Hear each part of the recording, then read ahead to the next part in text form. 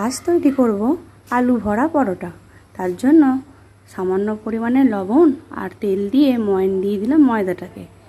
ভালো করে মেখে নিয়েছি। শুকনো খোলায় শুকনো লঙ্কা, জিরে আর এলাচ ভেজে গুঁড়িয়ে নিয়েছি। আলু সেদ্ধর মধ্যে ভেজে রাখা মশলা, লবণ আর চিনি দিয়ে আলুর পুর রেডি করে নিয়েছি। এবারে আস্তে করে বেলে নিয়ে এর মধ্যে আলুর যে পুরটা বানিয়েছিলাম দিয়ে হালকা করে মুড়ে নিয়ে আর বেলে নিয়ে তাওয়ার মধ্যে হালকা করে দুদিকটা সেঁকে নিয়ে তেল দিয়ে ভালো করে ভেজে নিলেই তৈরি হয়ে যাবে আমার আলু ভরা পরোটা। দেখুন কত সুন্দর ফুলেছে। আপনারা এরকমভাবে ট্রাই করে দেখবেন রেসিপিটা কীরকম লাগছে। আর সাবস্ক্রাইব করতে ভুলবেন না। ভালো লাগলে অবশ্যই কমেন্ট করবেন আর লাইক করতে ভুলবেন না।